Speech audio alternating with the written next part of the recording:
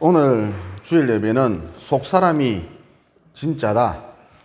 이 진짜인 속사람을 튼튼하게 강건하게 만들라는 제목으로 잠깐 시간 은혜를 나누고자 합니다. 모든 인간에게는 두 종류의 싸움이 있다 그러지요. 하나는 외적인 싸움인 것이고 또 다른 하나는 내적인 싸움이라 할 수가 있습니다. 외적인 싸움이란 야구 투수가 스트라이크를 잘 던진다거나 타자를 능수능란하게 잘 속여서 삼진아웃을 시키는 것, 또 타자가 쳤다 하면 홈런, 쳤다 하면 안타, 이런 것들, 즉 겉으로 드러난 것, 많은 사람들이 볼 수 있는 것, 평가가 가능한 것, 측정이 가능한 것, 이런 것들을 가지고 외적인 싸움이다 그런다는 것이죠. 반면 내적인 싸움이란 외적인 싸움보다 훨씬 중요한 것인데, 내적인 싸움이란 우울증과의 싸움, 분노와의 싸움, 두려움과의 싸움, 불안정성과의 싸움, 낮은 자존감과의 싸움, 이런 것들을 가리켜서 내적인 싸움이다 그런다는 것입니다. 그러니까 예를 들어서 지금 야구 경기를 하고 있는데, 야구 경기를 하는 데 있어서 만루 상황인데 실수하면 어쩌나, 공을 잘못 던지면 어쩌나, 판단 미스를 하게 되면 어쩌나, 투수는 이런 두려움, 공포, 불안을 느낄 수밖에 없겠지요. 투수의 부담감이 상당할 것입니다. 지금 만루 상황이기 때문에. 여러분, 바로 이런 것이 내적인 싸움인 것이고, 이런 내적인 싸움에서 승리해야, 다시 말해서 두려움을 무난히 극복해내야, 불안을 무난히 극복해내야 외적인 싸움, 즉 드러난 싸움에서도 승리할 수가 있겠지요. 그런데 문제는 내적 싸움의 주체를 할 수 있는 속사람은 눈에 안 보이거든요. 영혼은 눈에 안 보이거든요. 그 사람은 눈에 잘 보이는데 속사람은 눈에 안 보이거든요. 영혼은 눈에 안 보이거든요. 그래서 속사람에 대해서는, 영혼에 대해서는 무시하기 십상이라는 것입니다. 신약 성경에 보면 오늘 본문에 등장하는 바울을 보면 지금 감옥에 갇혀 있거든요. 한마디로 상황이 매우 안 좋다는 것입니다. 여러분, 지금 바울은 감옥에서 썩고 있어요. 감옥에 갇힌다라는 것을 썩는다, 이런 표현을 잘 쓰잖아요. 하지만 16절에 보면 바울이 이런 식으로 말을 합니다. 그러므로 우리가 낙심하지 아니하노니 우리의 겉사람은 낡아지나 우리의 속사람은 날로 새로워지는도다. 그러니까 바울은 속사람의 강조점을 둔, 속사람의 포인트를 둔 그런 인생을 살았다는 것입니다. 그래서 지금 자기 겉사람이 복음을 전하다가 감옥에 갇혀 있다는 사실, 그다지 슬프지 않다는 것이죠.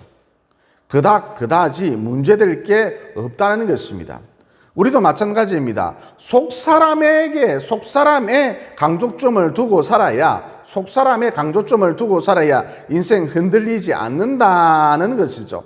그러니까 겉사람은 늙고 병들고 지치고 실수투성이기 때문에, 실패투성이기 때문에, 상처투성이기 때문에 겉사람에게 강조점을 두고 살면 매일매일의 삶이 흔들릴 수밖에 없다는 것입니다. 따라서 결론, 앞서 이미 말씀드렸는데 정말 중요한 것은 겉사람이 아니라 속사람이다. 그리고 이런 맥락에서 진짜 중요한 싸움은 외적 싸움이 아니라 내적인 싸움이다라는 것이죠. 여러분, 방금 우리가 읽은 본문 18절에도 보면 우리가 주목하는 것은 보이는 것이 아니요 보이지 않는 것이니 보이는 것은 잠깐이요 보이지 않는 것은 영원함이라 그러셨잖아요. 이 역시 무슨 얘기입니까? 겉사람이란 결국은 사라진다. 잠깐 있다가 사라진다. 그러니까 우리가 지금 무수히 많은 사람과 어울려 살고 있지만, 지구촌 80억 인구와 함께 어울려 살고 있지만, 지금으로부터 100년 전 사람은, 혹은 150년 전 사람은 단 한 사람도 없다는 것이죠. 다 100년 안쪽으로, 길어야 150년 안쪽으로 태어난 새로운 사람이라는 것입니다. 여러분, 이는 무엇을 의미합니까? 겉사람이란 잠깐 있다가 사라진다는 거예요. 겉사람이란 안개와 같다는 것입니다. 그래서 겉사람이 중요한 게 아니라 내 속사람이 중요하다. 우리 영혼이 정말 진짜 중요하다는 것입니다. 그리고 진짜 싸움은 내적 싸움이다. 즉 내적인 싸움에서 이겨야 외적인 싸움에서도 승리할 수 있다는 것이죠. 미키 메리트라는 분이 있었습니다. 국제적인 분인데 세계적인 의학 장비를 만드는 회사의 사장이었거든요. 그가 입버릇처럼 말하길 나는 쭈그렁 바가지가 되어서 백발 노인이 되어서 구차하게 살고 싶지 않다. 그러니까 이런 분들 있죠. 화끈하게 살다가 화끈하게 죽자. 미키 메리트라는 분 바로 이런 스타일이었다는 것이죠. 어쨌든 그가 나는 오래 살고 싶지 않다. 입버릇처럼 이렇게 말했기 때문에 실제 그의 나이 60세 때 임종을 맞게 되었는데 그가 마지막으로 어떤 말을 남겼느냐. 지금까지 나는 외형만 갖추었지 내 속사람에 대해서는 관심이 없었다. 그래서 내가 더 살 수 있다 할지라도 60이면 너무 일찍 죽는 거잖아요. 그래서 내가 더 살 수 있다 할지라도 이미 내 속사람이 다 무너져 내렸기 때문에 내 영혼이 죽었기 때문에 하나님을 위해서 곧 영원한 가치를 추구하면서 다른 말로 인생의 의미를 발견하면서 살아갈 자신이 없다. 여러분 영혼이 죽어버리면 속사람이 죽으면 어느 누구나 다 이렇게 된다니까요. 그러니까 좀 더 구체적으로 무슨 얘기냐. 살기는 사는데 여러분 일주일 동안 바쁘게 살았잖아요. 이와 같이 살기는 사는데 내 속사람에 대해서 영혼에 대해서 관심을 갖지 않으면 이 땅에서 100년을 살든 이 땅에서 200년을 살든 그 삶, 그 인생 아무런 의미가 없다는 거예요. 좀 더티하게 표현해서 속사람에 대해서 영혼에 대해서 관심을 갖지 않으면 개, 돼지하고 짐승하고 똑같다는 거예요. 그냥 본능에 충실한 채 그것도 타고난 악한 본능에 충실한 채 하루하루를 흘려보내면서 극기야 인생 모두를 낭비해 버린다는 것입니다. 그리고 여러분 영화 속에 나오는 좀비 보면 어때요? 살아있지만 살아있다고 말할 수 없잖아요. 또 이렇게 좀비로서 100년을 살든 좀비로서 200년을 살든 이게 무슨 의미가 있나요? 아무런 의미가 없습니다. 마찬가지로 내 속사람이 죽어 있으면 영혼이 죽어 있으면 마치 좀비처럼 살아있지만 실상은 죽은 것이다. 따라서 그 인생 아무런 의미가 없다는 거예요. 그러면 내 속사람을 살리고 내 영혼을 살리고 내 속사람을 내 영혼을 강건하게 하려면 어떻게 하면 될까요? 이어 내 영혼이 강건해져서 내 속사람이 강건해져서 내적 싸움에서 승리하고 그 결과 외적 싸움에서도 이기려면 어떻게 하면 될까요? 여러분 복음을 전하다가 빌립보 감옥에 갇힌 바울이 어떻게 했습니까? 이 눈치 저 눈치 보지 않았죠. 큰 소리로 찬양했습니다. 또 평소 바울의 삶을 보면 성도와 늘 교제했고 기도했고 예배드리는 일에 집중하고 또 집중했었거든요. 그러니까 내 속사람을 살리고 내적인 싸움에서 이기고 그 결과 외적 싸움에서도 승리하려면 이와 똑같이 하면 된다는 것이죠. 여러분 기도하면 찬양하면 예배드리면 영혼이 살아나요. 건강해집니다. 하다못해 성도하고 교제를 나누는 것만으로도 영혼이 살아납니다. 건강해집니다. 그러니까 여러분 지금 기도할 힘도 없다, 찬양할 힘도 없다, 그러면 교회 오셔서 다른 성도들하고 어울려서 대화를 나누세요. 유령처럼 왔다가 유령처럼 사라지지 말고. 그러면 참 신비한 것이 내 속사람이 살아난다는 것입니다. 왜냐하면 불신자와는 달리 성도 속에는 성령이 계시거든요. 다른 말로 영원한 생명이 있거든요.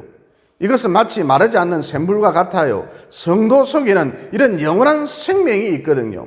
따라서 성도와 교제를 하면 이 영원한 생명이 영원하도록 마르지 않는 샘물 같은 이 영원한 생명이 내게 공급되기 때문에 성도와 교제를 나누는 것만으로도 내 속사람이 살아나고 성도와 대화를 나누는 것만으로도 내 속사람이 강건해지고 이어 그 결과 내적 싸움에서의 승리 그리고 그 결과 외적 싸움에서도 이길 수 있다는 것입니다. 이어 성경에 보면 반복적으로 강조하고 있는 것 중 하나가 예배만큼이라도 이 하나만큼이라도 예배 이 하나만큼이라도 정성을 다하라 그랬거든요. 여러분 왜 사람들이 염려하고 두려워하고 불안해들까요? 간단하게 말해서 왜 사람들이 끊임없이 방황하면서 살아갈까요?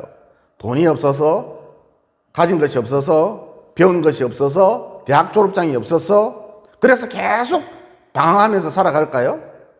여러분, 만약 이런 것이 없어서 사람이 방황한다면 우리 예수님은 방 한 칸도 없으셨으니까, 초등학교도 못 나오셨으니까 평생을 방황했어야 마땅하겠지요. 그런데 우리 예수님은 방황하는 인생들의 그 마음 중심을 잡아주셨고 새로운 삶을 살도록 인도해 주셨거든요. 그러니까 무슨 얘기냐, 사람이 끊임없이 방황하는 이유는 돈이 없어서, 배운 것이 없어서, 대학 졸업장이 없어서, 가진 것이 없어서 방황하는 게 아니라 그 영혼이, 속 사람이 죄로 인해서 죽었기 때문이다라는 것이죠. 그래서 먹어도 만족감이 없고 보아도 만족감이 없다는 것입니다. 여러분, 죄로 인해 죽었다, 이게 무슨 뜻일까요? 죄 때문에 하나님과 단절되었다, 이런 의미이기도 하거든요. 그러므로 사람이 방황하는 이유는 하나님과 단절됐기 때문이다, 이런 해석도 가능하다는 것입니다. 따라서 돈이 없어도, 가진 것이 없어도, 배운 것이 없어도, 또 인맥, 능력, 백 이런 것이 없어도, 이런 것 하나도 없어도 하나님과 연결되어 있기만 하면, 하나님과 연결되어 있기만 하면 불안하지 않다는 것입니다. 두렵지 않다는 것이죠. 즉 더 이상 방황하지 않는다는 것입니다. 여러분, 다니엘은 굶주린 사자굴 속에서도 두려워 떨지 않았고 편히 잠들 수 있었지요. 방황하지 않았습니다. 그러면 그 이유가 무엇인가? 한마디로 그가 하나님과 연결되어 있었기 때문이다라는 것입니다. 그러면 하나님과 연결되려면 어떻게 해야 하는가? 즉 하나님과의 연결고리가 무엇인가? 많은 것이 있을 수 있는데 특별히 예배다라는 것이죠. 그래서 우리가 정성을 다해 예배드리면 당장 어떤 일이 생기느냐? 하나님은 영이시기 때문에 볼 수도 없고 만질 수도 없지만 정성을 다해서 예배드리면 하나님에 대한 믿음이 생긴다는 것입니다. 여러분, 참 신비한 것이 예배드리면 마음이 뜨거워져요. 예배드리면 하나님에 대한 믿음이 불끈 솟아오른다는 것이죠. 하나님에 대한 믿음, 이 믿음이 어디서 오는지 우리는 알 수 없어요. 그런데 분명한 것은, 확실한 것은 예배드리기만 하면 하나님에 대한 믿음이 생긴다는 것입니다. 그러면 하나님에 대한 믿음이 어떤 효과를 가져오는가, 어떤 효과를 나타내는가? 돈이 있어도, 권력이 있어도, 힘이 있어도 여전히 마음이 두렵고 불안했었는데, 방황했었는데, 이 믿음이 불안을, 두려움을 쫓아내주더라는 것이죠.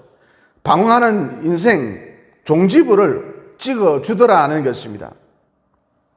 그리고 남자, 여자, 어린아이를 포함하여서 베세다 광야에 무려 2만 명이나 되는 사람들이 모여 있었고, 당시 이들이 배고픔으로 인해서 무척 힘들어하고 있었잖아요. 그때 우리 예수님께서 고작 물고기 2마리와 보리떡 5개로 이 많은 사람들을 배불리 먹이셨거든요. 오병이어의 기적이 일어났습니다. 그러면 당시 사람들이 왜 이렇게 베세다 광야에 많이 모여들었느냐? 예수님의 말씀을 들으려고, 즉 예배 드리려고 모였다는 것이죠. 그러니까 핵심이 무엇이냐? 예배 드리면 살 길이 생긴다는 것입니다. 예배 드리면 위로부터 오는 은혜, 예배 드리면 위로부터 오는 공급이 끊이지 않는다는 것이죠. 그러면 예배 드리면 왜 이런 일이 생기느냐?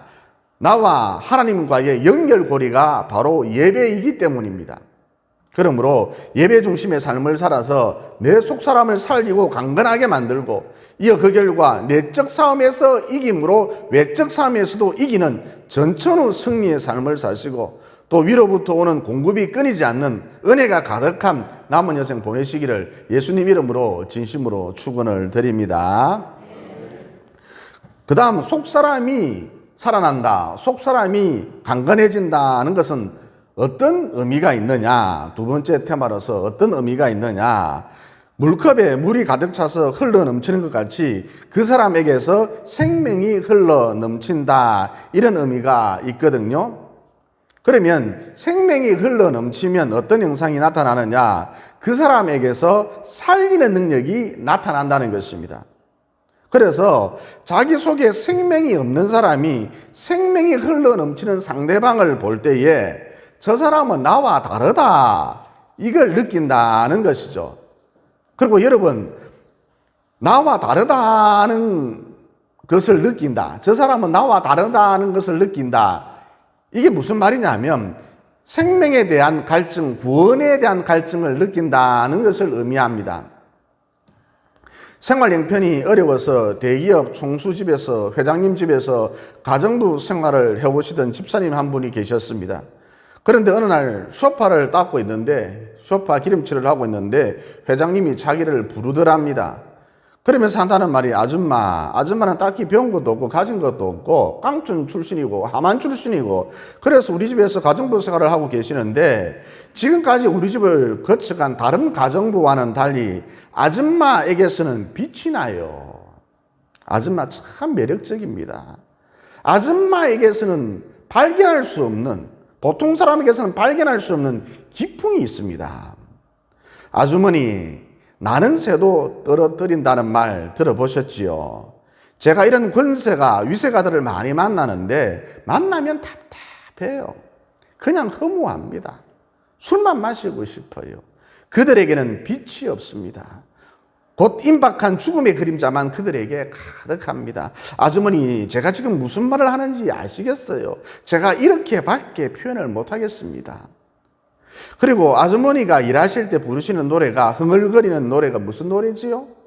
유행가는 아닌 것 같은데. 그거 회장님 찬송가랍니다. 그렇습니까? 아주머니 그거 아세요? 그 노래를 부르면서, 찬송가인지 뭔지 잘 모르겠지만 그 노래를 부르면서 일하실 때는 더 빛이 나요. 그러자 가정부 집사님이 회장님에게 다음과 같이 말을 했답니다. 회장님, 제가 이 땅에서 가정부 생활을 한다 해봤자 100년을 할 것입니까? 200년을 할 것입니까? 잠깐 하는 것 뿐이지요. 그러니까 저는 이 땅에서 잠깐 가정부 역할을 해보는 것이고 우리 회장님은 이 땅에서 잠깐 회장님 역할을 해보는 것이죠. 그런데 문제는, 즉 회장님과 제가 다른 점이 있다면 저에게는 영원한 천국이 있고 회장님에게는 이 땅밖에 없다는 사실입니다. 그러자 회장님이 버럭 화를 낼 법한데도 화를 내지 않고 조용히 가정부 집사님에게 부탁하기를, 아주머니 내일 아무 일도 하지 마시고 저에게 영원한 천국에 대해서 자세히 말씀해 주실 수 있겠어요? 그러더랍니다. 그러니까 뭐예요? 속 사람이 강하면 내가 막 가정부를 하든 파출부를 하든 노동자를 하든 막노동을 하든 속 사람이 강하면 그 사람에게서 생명이 흘러넘친다. 즉 살리는 능력이 나간다는 것입니다. 다시 말해 그 사람에게서 빛이 뿜어져 나온다는 것입니다. 일반 세상 사람들하고는 틀려요. 이를 영빨이라 그러기도 하지요. 그래서 자기 속에 생명이 없는 사람은, 회장님이죠, 자기 속에 생명이 없는 사람은 생명이 흘러넘치는 사람을 볼 때에, 가정부 집사님이죠, 생명이 흘러넘치는 사람을 볼 때에 나와 다르다, 저 사람은 나와 다르다 하는 것을 느낀다는 것입니다. 즉 생명에 대한 갈증, 구원에 대한 갈증을 느낀다는 것이죠. 한 가지 더 예를 들어서 미국에서 아주 유명한 목사님이신데 리스토로벨이라는 목사님이 계시거든요. 이번 저와 같이 기자 출신인데 시카고 트리뷴이라는 아주 유명한 언론사에서 오랜 기간 재직을 하셨답니다. 원래 기자라는 직업, 여러분, 좋은 직업이 아닙니다. 스트레스가 엄청나거든요. 마감 시간 내에 원고를 다 써야 하기 때문에 시간이 점점 다가올수록, 마감 시간에 쫓길수록 피가 마른다는 것이죠. 그래서 기자들 성격 보면 좀 더럽습니다. 물론 그렇지 않는 사람도 있겠죠. 그러나 대개 성격이 예민하고 골초가 많습니다. 그런데 리스토르벨 목사님은 기자 생활을 할 때에 마감 시간이 점점 다가오는데도 불구하고 다른 기자와는 달리 침착하더라, 평온하더라, 흔들리지 않고 깔끔하게 기사 작성을 해냈다는 것이죠. 그러면 그 이유가 무엇인가? 기자 생활을 할 때에 리스토르벨 목사님은 마감 시간 1시간 전 자기만의 비밀 아지토로 가서 하나님 도와주십시오, 하나님 저를 붙들어 주십시오, 주밖에 없나이다, 간절히 기도했기 때문이다 라는 것입니다. 즉 리스토르벨은 기도의 능력 가운데 마감 시간을 맞이했던 것이죠. 그러던 중 어느 날 편집장이 자기 책상 앞으로 다가오더니 말없이 우두커니 서더랍니다. 그래서 리스토르벨이 내가 무슨 큰 실수를 했나 마음속으로 이렇게 생각을 했답니다. 그런데 그 순간 그 편집장이 말을 하길, 리스토벨 기자, 당신은 어째서 마감 시간이 다가오는데도 불구하고 초조해하지 않는가? 리스토벨 기자, 당신은 어째서 마감 시간이 다가오는데도 불구하고 신경이 예민해지지 않는가? 다른 기자들은 휴게실로 달려가서 줄담배를 피우고 난리가 났는데 야단법석인데 당신은 왜 짜증을 내지 않는가? 어째서 평정심을 유지하고 있는가? 내가 당신 모습이 너무 신기해서 오랜 기간 당신을 관찰했는데 연구했는데 살펴봤는데 도무지 그 비결을 발견할 수 없더라. 혹시 그 비결이 리스토벨 기자, 당신이 믿고 있는 예수라는 분과 관련이 있는가? 예, 리스토벨 기자가 깜짝 놀랐답니다. 왜냐하면 편집장 성격을 잘 알고 있는데 이 양반이 기독교에 대해서 물어볼 그런 위인이 절대 아니라는 것이죠. 그래서 리스토벨 기자가 편집장님 갑자기 왜 그러세요? 직장에서는 교회 이야기하지 맙시다. 그러면서 얼른 서둘러서 자리를 피하려고 했답니다. 그런데 그 순간 리스토벨 기자에게 불현듯 로마서 1장 16절 말씀이 떠오르더랍니다. 거기 보면 이렇게 되어 있거든요. 내가 복음을 부끄러워하지 아니하노니 이 복음은 모든 믿는 자에게 구원을 주시는 하나님의 능력이 됨이라. 그래서 리스토벨이 편집장님 여기 서서 이야기하지 마시고 편집장님 실로 가서 조용히 얘기를 합시다. 그리고는 리스토벨이 먼저 편집장 실로 앞서갔는데 편집장이 졸졸 따라오더래요. 이어 정확히 45분간 리스토벨이 편집장을 상대로 하여서 말씀을 전해주었는데 너무너무 진지하게 듣더랍니다. 중간에 말을 끊을 법한데도 편집장 성격에 손사래를 칠 법한데도 미동조차 하지 않고 자기 말을 너무너무 진지하게 듣더랍니다. 그래서 결국 편집장이 복음 앞에서 변화되고 깨어졌대요. 그러니까 뭐예요? 앞서 말씀드렸다시피 속 사람이 살아있고 속 사람이 강건하면 그 사람에게서 생명이 흘러 넘친다는 것이죠. 즉 살리는 능력이 나간다는 것입니다. 그래서 자기 속에 생명이 없는 사람은 편집장이죠. 자기 속에 생명이 없는 사람은 생명이 흘러 넘치는 사람을 볼 때에 리스토벨 기자죠. 생명이 흘러 넘치는 사람을 볼 때에 나와 다르다는 것을 느낀다는 것입니다.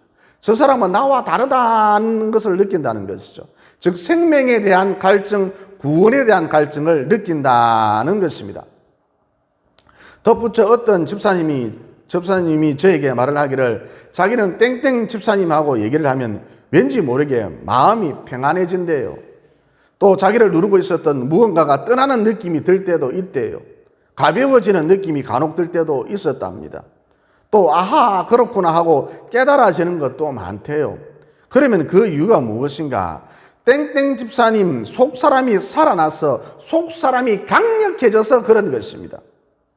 여러분 앞서도 말씀드렸다시피 속사람이 강력해지면 생명이 흘러넘치거든요. 즉 그 사람에게서 살리는 능력이 나간다는 것입니다. 그래서 그 사람하고 얘기를 하면 마음이 평안해져요. 또 자기 속에 있던 시커먼 놈이 떠나가는 느낌, 가벼워지는 느낌이 때론 들기도 하지요. 그리고 지혜도 생깁니다. 깨달아지기도 하지요.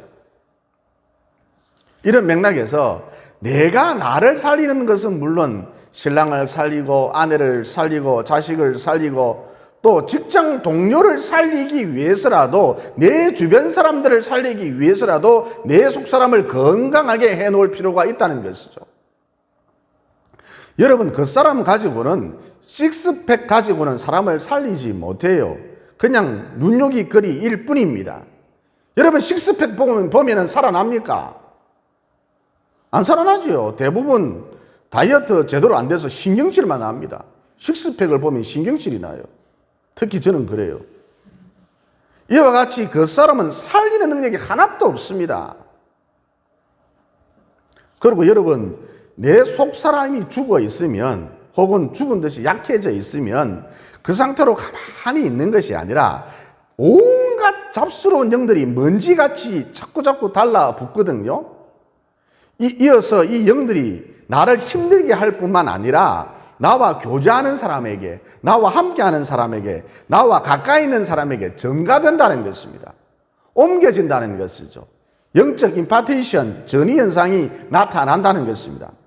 그러니까 속 사람이 죽어 있으면 속 사람이 죽은 듯이 약해져 있으면 마귀에게 항상 휘둘려요. 더 나아가서 악령들을 퍼뜨리는, 귀신들을 퍼뜨리는 숙주, 매개체가 된다는 것이죠. 따라서 결사적으로 속 사람을 살려놓고 강력하게 만들어 놓을 필요가 있다는 것입니다.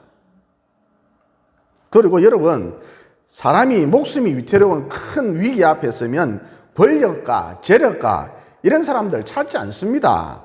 오히려 이런 사람들이 우습게 보이죠. 그러니까 루이비통, BMW, 롯데캐슬 이런 게 다 우습게 보인다니까요. 시시하게 하찮게 보입니다. 공짜로 줘도 안 받아요. 왜냐? 이것들 속에는 생명이 없다는 것을 알기 때문입니다. 본능적으로 안다니까요. 그러면 사람이 큰 위기 앞에 서면, 정말 경각을 다투는 목숨이 위태로운 큰 위기 앞에 서면 사람들이 누굴 찾느냐? 나와 다른 사람을 찾는다는 것입니다. 즉 사람이 목숨이 위태로운 큰 위기 앞에 서면 구원에 대한 갈증, 생명에 대한 갈증을 느끼기 때문에 나와 다르다, 이런 사람을 찾는다는 것이죠.